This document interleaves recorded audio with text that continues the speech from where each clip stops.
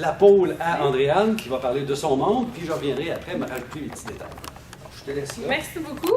Donc, je sais qu'il y a beaucoup de chiropraticiens dans la salle, mais quand même, pour mieux comprendre le rôle qu'on a sur l'inflammation, je vais vous faire un petit aperçu de qu'est-ce qu'on fait d'abord en chiropratique. Donc, la spécialité du chiropraticien, c'est les systèmes neuromusculo-squelettiques. Donc, le système nerveux, musculaire et articulaire. Évidemment, les trois sont étroitement liés ensemble et on utilise les systèmes musculaires et articulaires pour avoir un impact sur le système nerveux. Votre système nerveux, c'est quoi? C'est votre cerveau qui se continue dans la colonne par la moelle épinière et les nerfs. Pourquoi c'est important d'avoir un système nerveux en santé? C'est que c'est ça qui coordonne toutes les activités dans votre corps. Peu importe ce que vous voulez faire, vous voulez manger, respirer, bouger, ça part d'abord par une commande du cerveau. Ça descend dans votre colonne par la moelle épinière, ça va faire sa fonction. Puis en échange, il y a de l'information sur ce qui s'est passé qui remonte à votre cerveau. C'est toujours une constante communication qui se fait dans votre moelle épinière, dans les cellules nerveuses. Donc, c'est un peu comme un chef d'orchestre de votre système nerveux. Donc, le chiro, qu'est-ce qu'il fait pour optimiser le système nerveux? On va aller regarder où sont les dysfonctions présentes, qu'est-ce qui s'oppose au bon fonctionnement du système nerveux. Donc, le premier endroit qu'on va aller regarder, c'est au niveau de la colonne vertébrale. Premièrement, parce que c'est une protection pour votre système nerveux. La moelle épinière passe dans votre colonne vertébrale, donc elle doit bien bouger pour que l'information nerveuse circule bien. Deuxième raison pourquoi, la colonne vertébrale contient des milliers de récepteurs qui permettent de capter de l'information sur ce qui se passe partout dans le corps. Donc, c'est comme de la nourriture pour le système nerveux, pour le cerveau, pour qu'il comprenne tout ce qui se passe, pour qu'ensuite il puisse donner les bonnes commandes à la bonne place. Donc, ce qu'on utilise en chiropratique, le principal outil qu'on a qui nous différencie un peu des autres professions, c'est l'ajustement chiropratique, c'est la manipulation des articulations. Le but que ça a, cette manipulation-là, c'est de venir restaurer le bon mouvement dans l'articulation pour que les récepteurs fonctionnent bien puis que l'information qui est acheminée au cerveau soit la bonne. Donc, ça va jusque-là? Très bien. Super. Avec les chiro, ça va? C'est drôle, ça me dit quelque chose. Oui, c'est ça. Voilà. Parfait. Donc, comme je le disais, votre moelle épinière, c'est une autoroute d'information. Ça circule dans les deux sens, ça dispatche aux nerfs, puis ça s'en va aux différents endroits, tout dépendant c'est quel niveau vertébral. Les nerfs vont s'occuper des membres supérieurs, les membres inférieurs. Donc, les récepteurs sont activés par le mouvement des vertèbres. Si on vient à un dysfonctionnement, l'information qui va se passer ne va pas être la bonne. Donc, ce qu'on appelle la subluxation vertébrale, c'est un manque de mouvement ou une fixation entre deux vertèbres. Qu'est-ce qui se passe à ce moment-là?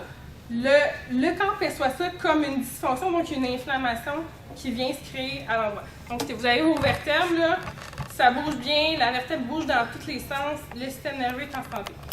S'il arrive un stress quelconque, on va pouvoir revenir les différents types de stress, là.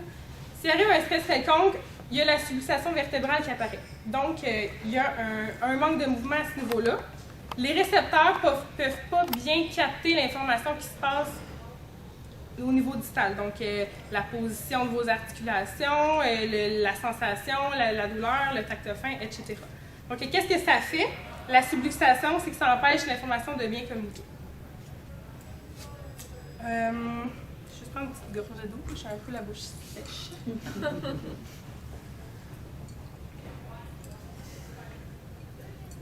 Donc, les différentes causes de subluxation vertébrale, ça part toujours d'abord d'un stress. Il y a 3 différents stress. Il y a les stress biomécaniques, biochimiques et émotionnels.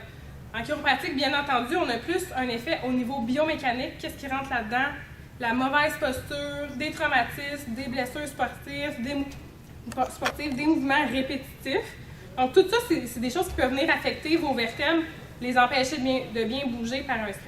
Vos biochimiques, on l'a parlé tantôt, stress biochimique, mais on a la nutrition, l'inflammation qui se déclenche par l'intestin, on a les pesticides, les médicaments, les antibiotiques, etc.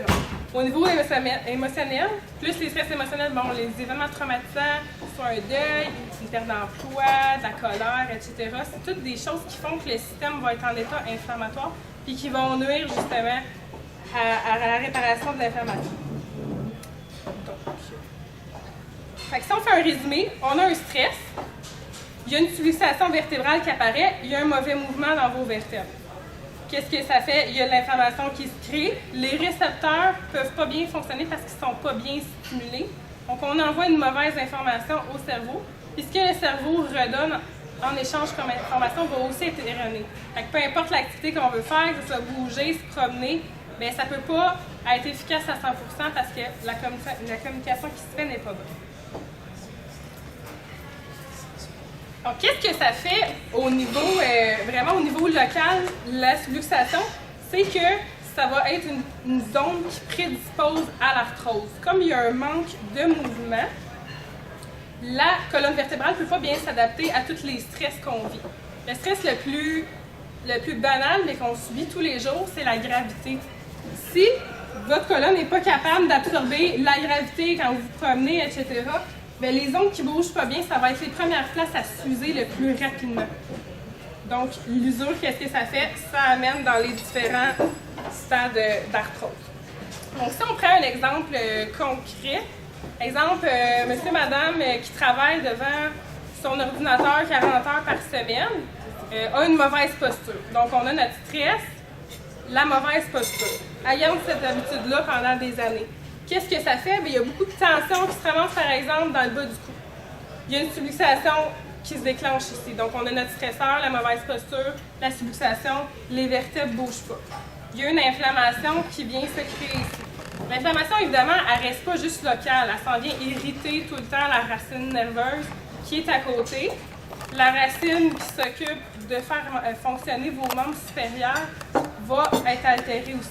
Donc, la personne peut se présenter dans vos bureaux avec des engloutissements dans les doigts, une perte de force, de la douleur, ou peut aussi se présenter avec une blessure, exemple blessure à l'épaule, qui est chronique depuis des mois puis qui ne guérit pas. Pourquoi? Une des raisons, c'est que justement, si les récepteurs ne fonctionnent pas bien, l'information qui se rend à votre épaule pour la guérir n'est pas optimale. Donc, le corps ne peut pas guérir de manière efficace, contrôler son inflammation, puis venir passer au prochain processus. Il y a l'inflammation aiguë, après ça, on passe à la guérison. Si l'inflammation reste tout le temps, là, on tombe dans la chronicité, puis c'est là qu'on s'en va plus vers de la dégénérescence. Donc, les différents stades d'arthrose, qu'est-ce que ça fait? On parle de la subluxation. Ensuite, première étape, qu'est-ce que ça va faire? Il y a l'inflammation, puis un début d'usure. Le corps n'est pas capable de s'adapter, donc il va avoir un manque d'absorption des disques qui sont entre vos vertèbres. Donc, le corps n'est pas capable d'absorber les chocs. Qu'est-ce que ça fait? On continue vers de la dégénérescence si on ne traite pas cette subluxation-là. Donc, quand on passe à la prochaine étape, le disque est dégénéré, il y a une instabilité qui se crée, comme le disque s'amincit. Les ligaments ont de la misère à supporter ce stress-là. Il y a beaucoup de tension musculaire aussi. Donc, on vient contribuer encore à l'augmentation ou le maintien de l'inflammation. Quand on continue encore plus, comme c'est instable, le corps va venir stabiliser ça. Là, on entre dans la dernière phase d'arthrose qui est l'ossification. On vient créer de l'os pour stabiliser ça. Ça vient tranquillement vers la fusion. Donc, on ne veut pas se rendre là, parce que rendu là, il n'y a plus rien qui bouge. Les récepteurs ne sont plus stimulés. La communication nerveuse, c'est beaucoup plus difficile à ramener vers des stades initiaux. Donc, qu'est-ce qui va nous permettre de ne pas dégénérer vers là? C'est l'ajustement chiropratique. Si la madame qui a une mauvaise posture, avant de se rendre à toutes les étapes-là, consulte un chiropratique, on va venir à la source, on va venir bouger ces vertèbres-là, redonner une mobilité, réactiver les récepteurs, la communication se fait mieux, l'inflammation diminue, les symptômes diminuent. On donne des conseils sur sa posture parce qu'il faut venir adresser la cause aussi. On sait que c'est sa posture. On va donner des conseils posturaux, puis on vient ici à la source du problème. Fait que les différents stades d'arthrose, au niveau local, c'est ça que ça a comme impact au niveau de l'inflammation. C'est que oui, ça vient irriter l'articulation, mais ça vient aussi au niveau des racines nerveuses, puis ça peut s'en aller partout dans le corps. Plus au niveau central, qu'est-ce que ça fait? Comme j'ai dit, il y a des milliers de récepteurs dans la colonne. Plus ça avance, moins il y a de mouvement, moins il y a de stimulation, donc moins l'information qui s'y véhicule est bonne. Quand on arrive dans des stades d'ossification comme ça, là, en plus de l'inflammation qui vient irriter votre nerf, il y a de l'os dessus. Fait que ça, c'est constamment irrité, puis c'est dur de revenir. Si ça va vers le milieu, ça comprime votre moelle épinière, c'est encore pire. Fait que là, l'autoroute d'information au complet est altérée. Fait que c'est des symptômes beaucoup plus graves. On s'en va vers douleur partout, incontinence, des difficultés à marcher. Puis on est rendu vraiment dans des stades plus graves. Ça, j'aimerais vraiment cette image-là parce que ça démontre tout ce qu'il faut pour qu'un neurone soit bien en santé. Donc, le neurone, c'est ça qui compose tout votre système nerveux, votre cerveau, votre moelle épinière et vos nerfs. Donc, il faut, oui, de la stimulation. Donc, au niveau de la stimulation, c'est le chiro, on est bon. Mais il faut aussi de l'oxygène. Il faut aussi du glucose, donc toute la nutrition. Ça, je trouve que c'est la meilleure image qui peut expliquer à quel point c'est important l'interdisciplinarité, parce qu'on a toute notre force là-dedans. Nous, stimulation, on va être bon là-dedans, mais peut-être que glucose, bon, mais ça va plus être un nutritionniste ou un pharmacien ou un médecin, etc. Fait que ma patiente de tantôt qu'on parlait, qui a une mauvaise posture, mais si on pousse l'examen puis qu'on voit c'est une bébête à sucre, puis finalement est en train de vivre un divorce, bon, il y a plein de niveaux plus stressants dans sa vie. Fait que peut-être que moi, mon traitement en tant que chiropraticienne va l'aider, mais à un certain degré. Mais là, on sait qu'il y a plein de composantes plus difficiles qui vont faire que son corps est en état d'inflammation. Ça va être le moment d'aller chercher des compléments au niveau de produits naturels, au niveau d'un médecin, au niveau d'un nutritionniste, pour venir tout rebalancer ça puis s'assurer que toutes les composantes sont en bonne santé. Donc ça, c'est ce qu'on fait au niveau des soins chiropratiques. Il y a beaucoup d'études qui commencent à se faire sur l'inflammation puis les soins chiropratiques. Donc la première étude qui a été faite, c'est de mesurer des marqueurs inflammatoires après un seul traitement chiropratique. Donc ils ont fait versus pas de traitement, versus des champs, manipulation, des faux traitements. Puis ils remarquaient qu'il y a des niveaux inflammatoires qui viennent diminuer après un seul ajustement. Il y a aussi cette étude-là qui a été faite chez des patients avec des lombalgies, mais sur une étude de 9 traitements. Donc avec les 9 visites, on voyait comment les marqueurs inflammatoires au niveau sanguin venaient diminuer comparativement à ceux qui n'avaient pas de soins chiropratiques. Donc les patients lombalgiques, évidemment, c'était pas des lombalgies aiguës, c'était plus chronique. Voilà. J'avais un petit cas clinique que j'ai eu dans ma pratique. En fait, j'ai collaboré avec un médecin pour ce cas-là, mais ça aurait été vraiment intéressant d'avoir l'avis de Jean-Yves. En fait, c'est une patiente, une femme de 46 ans qui s'est présentée dans mon bureau avec des douleurs lombaires très intenses qui ont évolué sur 6 mois. La femme n'était plus capable de s'habiller. En fait, la seule amplitude de mouvement qu'elle avait, là, c'est ça. C'était ses enfants qui lui mettaient ses bas. Il n'y avait pas de traumatisme particulier lié à ça. Mais quand on pousse l'examen un petit peu, ben là, elle commence à parler qu'il y a 6 mois, elle a perdu sa mère. Puis c'est elle qui s'occupe de faire le processus de la vente de maison, de tout vendre ce qu'il y a dans la maison et tout. Fait qu'elle est dans un état de stress constant. Puis, on pose des questions. Elle a un accident d'auto il y a 20 ans. Bon, OK, c'est pas un traumatisme qui est directement lié. On prend des radiographies. Elle était rendue à peu près ici, au niveau long. 46 ans. Donc, stade avancé d'arthrose. Puis là, la patiente était bien découragée de voir ça parce que c'était vraiment localisé à ce niveau-là.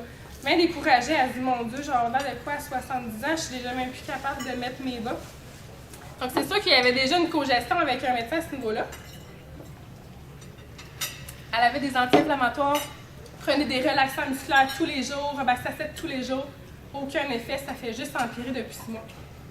Elle a commencé les soins chiropratiques. Elle avait déjà des anti-inflammatoires qui ne suffisaient pas, mais là, on a ajouté la mobilité puis des exercices dans ses soins. C'est sûr que ça a été plus long parce qu'elle vivait toujours ce stress-là.